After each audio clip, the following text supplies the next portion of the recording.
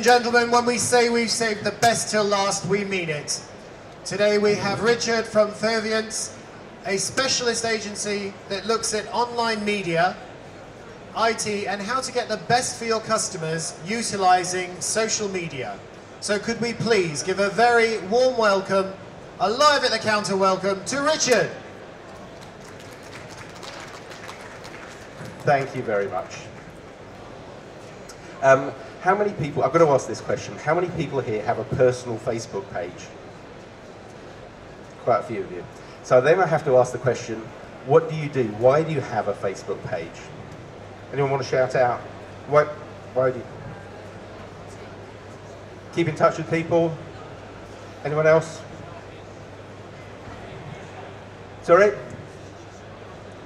Stalks people. Actually, this is the only time I've ever asked anyone and people have come up with the truth. Right? The reality is you do it in order to be able to keep an eye on track and just spy on people. However, there are other types of pages. There are brand pages, there are company pages, and nowadays they look pretty similar to personal pages. How many people here have got a company that has a brand page on Facebook? About 50% of you. Okay.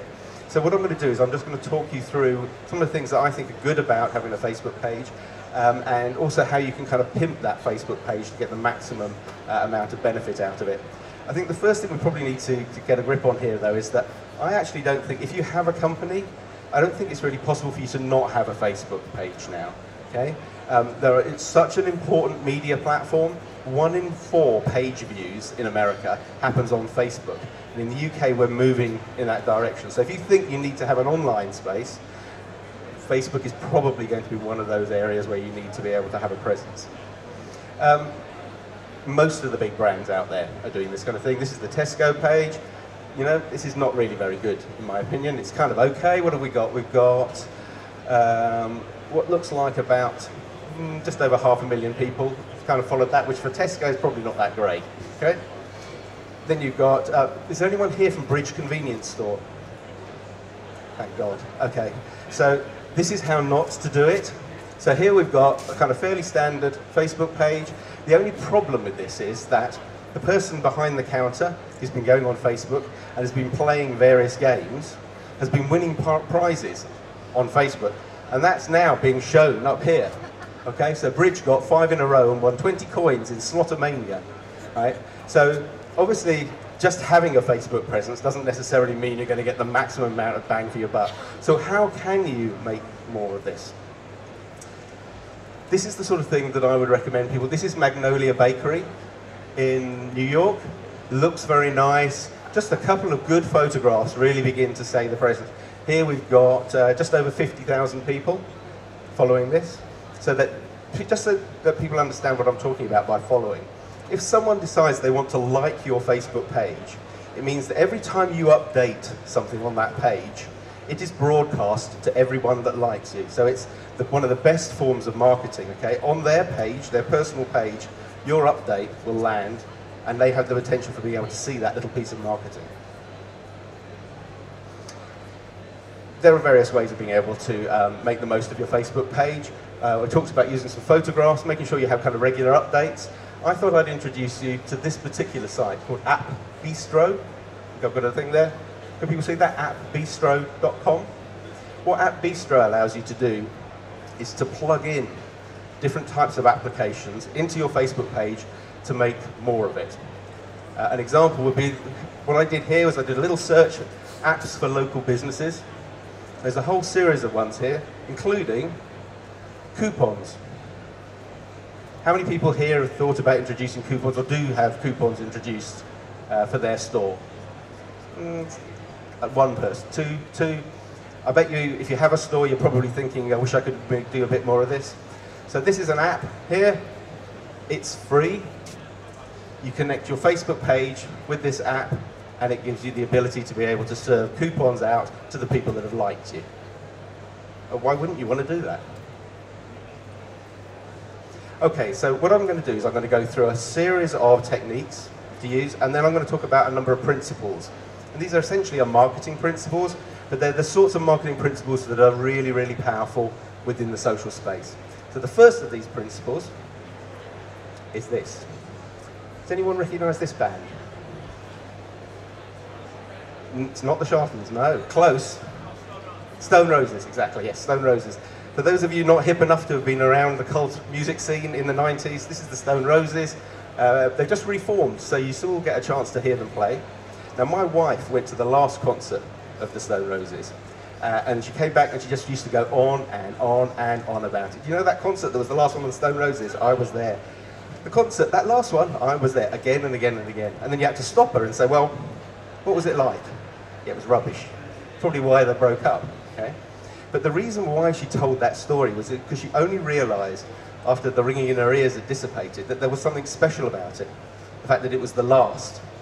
And that became the basis of her story, okay? If you want to play within the social media space, if you want to utilise the social media space, you need to recognise that stories are some of the most important ways that people connect and find kind of authenticity in the stuff that you're putting across. So instead of just simply putting things like vouchers up there or telling people that you've got a latest product, what if you told people how they were using that product? What if you asked people when they came in to buy something, have you bought this before? Have you got any good stories as to why you're rebuying it? And start to use those kind of stories and resell those within your Facebook page. Storytelling is a fairly simple concept, really. It's basically about cause and effect. Okay, so I got up this morning, I put some trousers on, and I came to meet some nice people in Birmingham. Isn't a story, right? It's a chain of events. I got up this morning, found I had no shaving foam and cut myself shaving. Is a story, cause and effect. It's not a very good story, right? But it's still a story. And it's a fundamental thing to be able to understand, because if you want to be able to tell really, really good stories, you need to understand there are 5 elements to that. These are the key elements. Has anyone here seen the Disney film Up? Disney Pixar film Up? Yeah, there's a few people. Anyone not seen it? I'll try not to plot spoil. So for those of you who've seen it, these are what pretty much every Disney and Pixar thing has the same 5 core elements. You've got passion to make your customers, to make the people care. So in Up, it's the old couple at the start. Yeah, if you've seen it, you know what I'm talking about. You suddenly realise that you're emotionally attached to this. You've got a hero to drive the action, which is the old boy in Up. You've got an antagonist. In Up, it's the guy with the dogs. Then you've got a moment of awareness. In Up, it's that moment where the old boy realises that he suddenly has what he and his wife always wanted, and he just didn't realise it. And then you've finally got the transformation, where you're able to actually move on within that story. Now, if you can start to create through something like a Facebook page and start to get people who are your customers sharing a little bit with you, and you start to share some of those stories, ideally you want to try and pick up on these 5 elements, because these are the core elements that will make those stories go viral and make sure that the people in their surrounding area will also hear about those stories.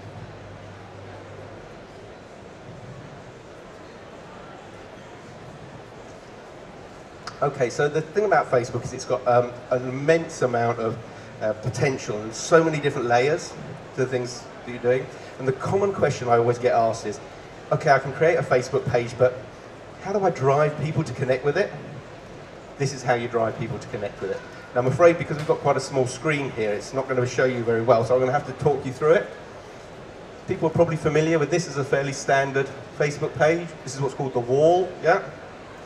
Fortunately, this is my one, but fortunately you're all far enough away not to really see what my friends are saying. Over here is an advert. Okay, has anyone clicked on any of these adverts? No one ever says they click on these adverts, but I've seen the stats, and someone clicks on them, believe me, because they do generate large levels of engagement. What you can do is if you go to, if you navigate to it, it's almost impossible to find. So just go straight to the URL, straight to the web address, which is facebook.com/ads. If you do that, you'll be thrown to a page that looks something like this. And here, it encourages you to put in some details. Who would you like to target with your advert? Okay? Up here, my parents live in Welwyn Garden City. I've just come from there, so I put Welwyn Garden City in. Basically, I'm looking for anyone, either sex, over the age of 18. Okay, but I can narrow it down depending on what product it is that I want to promote. And it's telling me, I have the potential to reach 82,000 people. Okay, that's pretty cool. Now let's see if we can narrow that down a little bit further. So what I'm going to do is I'm going to put in here the keyword food. So this is now only going to target people who've got expressed an interest in food. Obviously you can get a little bit more granular depending on what type of food you might want to target. And it has whittled it down to 2,500 people. Okay? So you're thinking maybe, well, 2,500 people is not that much. But actually the great thing about this system is it's saying, I will only show an advert to people in this demographic. So you don't have to pay when it gets shown to people that perhaps aren't interested.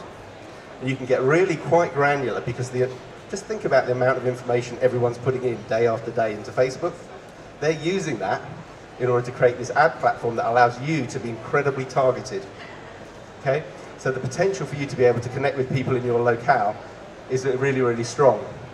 I should have mentioned actually, it says here, I've got Welwyn Garden City and I've expanded it to include people within a 16-kilometre radius.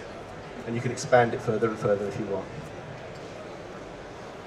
Okay, so it's highly targeted, cheap, and this is a really good way of being able to generate interest in your fan page.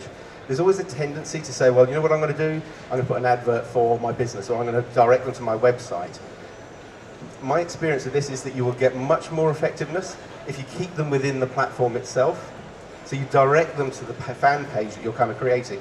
And again, why wouldn't you? Because if they like you, then you have that ability to update and send them a message every single time you update. Okay, principle 2. Does anyone know the psychological principle called social proof? Come across that before? Good. Okay, so I want to tell you about an experiment. Back in the 1950s, on Madison Avenue, you know, Madison Avenue, where all the ad men were, an experiment was done. Guy walks down the street, stops, and he looks up in the air. 4% of the people walking past also stop and look up in the air. So they repeat the experiment with 5 people who stop and look up in the air. 14% of the people that are walking past stop and look up in the air. Then they repeat it again with 15 people, and within 3 minutes, they've stopped traffic on Madison Avenue, and 40% of the people walking past have stopped and also looked up in the air. This is one of the great things about social media, is it recognizes that we have essentially really short attention spans, or at least put it another way, our ability to be able to, or even our inclination to be able to make decisions on kind of completely worked through rational basis is very, very slim. How many of you, I mean, even when it comes down to buying things like houses, probably the most expensive thing we're ever going to buy, have really sat down and weighed up every option? You kind of go with sort of gut feel. And one of the gut feels, or what's called a shortcut, a decisional shortcut in this, is the fact that there must be some value there if other people are doing it. Okay?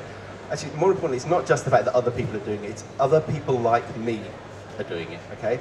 So this is, actually I think this was the 60s, so if the person had been walking past the street in a caftan on Madison Avenue, who, you know, which are all kind of sharp suits and ties, probably the people that were walking past wouldn't have looked up, they'd have looked down at their shoes and carried on walking. So the like me element is really, really important when it comes down to social proof. So then I'm going to throw this question out to you guys. How often do you use social proof in your stores? How often do you say that in the last 30 days, X number of people have bought in my store? In the last 10 days, the last 5 hours, X number of people have bought fresh produce in my store. The power of social proof in order to connect with people is immense. And again, this is the sort of thing that you can use, and it doesn't cost you anything, right? You just need a counter sometimes. You can use this kind of stuff within things like your Facebook page to make a real impact. In fact, in many ways, what that like number is, the number of people who've liked you, that is a form of social proof. That's the number that says how many people have liked you.